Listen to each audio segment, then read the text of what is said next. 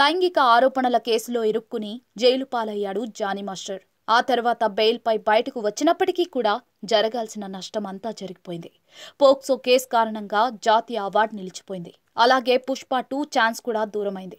అయితే ఇప్పుడు కొరియోగ్రాఫర్గా మళ్లీ బిజీ అయ్యేందుకు తెగ ప్రయత్నాలు చేస్తున్నాడు జానీ మాస్టర్.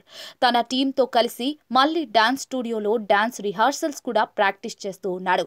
కాగా బాలీవుడ్ హీరో వరుణ్ ధావన్ హీరోగా నటించిన బేబీ జాన్లోని స్పెషల్ సాంగ్కు జానీ కొరియోగ్రఫీ చేస్తున్నట్లుగా సమాచారం.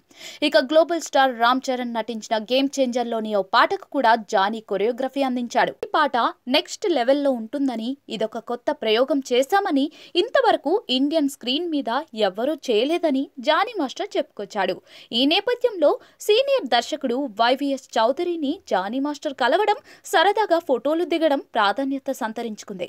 ప్రస్తుతం వైవీఎస్ చౌదరి జానకీరామ్ కుమారుడు నందమూరి తారక రామారావుతో ఓ సినిమా ప్లాన్ చేశాడు.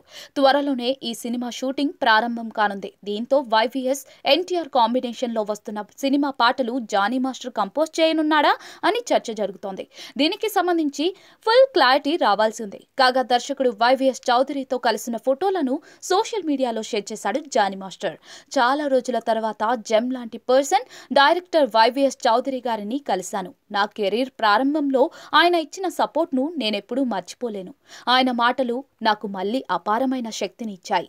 తెలుగులో డాన్స్ మాస్టర్లకు మంచి అవకాశాలు ఇచ్చి ఎదగడానికి సహాయం చేసిన అతి కొద్ది మంది దర్శకులలో వైవీఎస్ చౌదరి గారు కూడా ఒకరు.